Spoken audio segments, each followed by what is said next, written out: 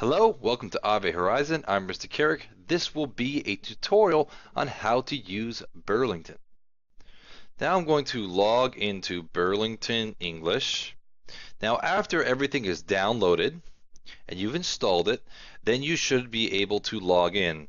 I'm going to log in with a demo account.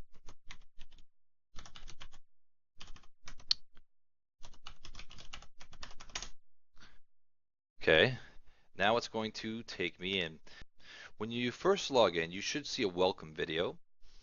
Now, you can watch that welcome video. After you do that, you'll come to this screen.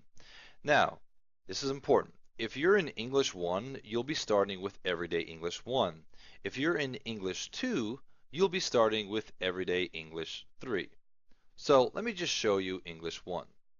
I'll click here, and now it's going to take me into the modules. So when you first enter into Everyday English 1 or Everyday English 3, it will look a lot like this.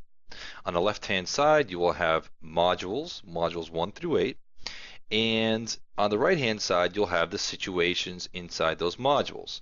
So for every module, there's usually 5 situations, and you're responsible for completing each situation fully. That means if there's an A and B section of that particular situation, you complete both those sections. Once you're done with all 5 situations, then you'll be done with that module. So let's take a look at Listen and Speak. So let me click here where it says Welcome 1, Listen and Speak. And when you first get to this, there'll be a welcome message that this will take you through. You can click play to review that. Now you won't be able to hear the audio on my computer, but on yours you will be. So you would listen to this and read this. Now I'm not going to do that because this is a tutorial. I'm going to get through this a little quicker. The next tab says words, and on the listen and speak section, the word section, what you'll do, you can click on the word, and when you click on the word, it will give you a playback of how the word is supposed to sound. And then when you click the red dot right here, you click that to record yourself speaking into the microphone. So I'll do that right now. And come English. So this is how you would do that section. So make sure you complete all of these words and phrases, and after you're done with that, go down here, do the practice. So it'll give you a playback sound, and then you would click the corresponding sound. So it just said school to me, so I would click here. And if it said teacher, for example, then I would click here. Okay, so then once I'm done with this and I'm done with the practice section, I'm done with this tab, then I would move to dialogue 1. Now in dialogue 1, you could be one of 2 people speaking, and you should record yourself as both. So there is Carlos here and Betty here. I can choose to be either Carlos or I can choose to be Betty. I can also choose to just play it through just to hear how it's supposed to sound. So if I click play, it will just go through the entire conversation.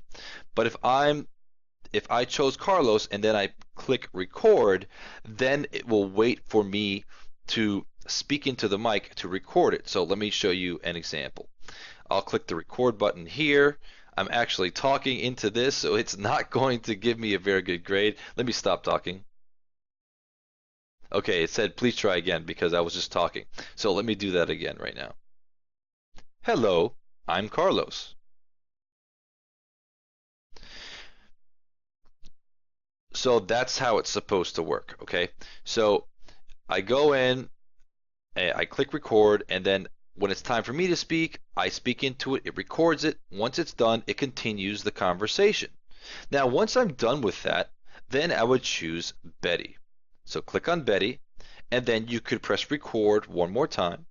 It will go through the conversation, and then when it's Betty's turn to speak, you'll speak into the microphone. Once you're done with that, then you can move on to Dialogue 2 and do the same thing here. Make sure you speak as both Sarah and as Carlos. Then when you're done with that tab, keep moving along to the next tabs. And for example, this one, it asks you to match the sound with the picture. So for example, if I click here, if it says he's a student, I would choose the picture that best represents a student, just like that. And then I would do the same for each one of these.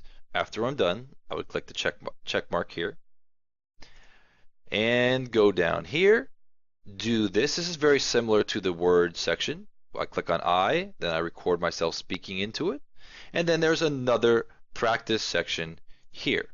So once I'm done with all of that, then I can go back and then I can do section B. Okay? And then anytime you see a tab in here, make sure you read that. If it's an assignment, you can do that. In this one, in this case, it's not an assignment, it's just the grammar rules. So let me go back again. So that is how you complete each situation. Now you're going to come up with the question of, wait a second, did I complete all the situations in the module? Let me show you how to check if you've done everything you need to do inside that module. So if you want to check what you still need to do or what you have done, you can go to progress. So click on progress, and when you click on progress, you'll be presented with this general tab here at the beginning.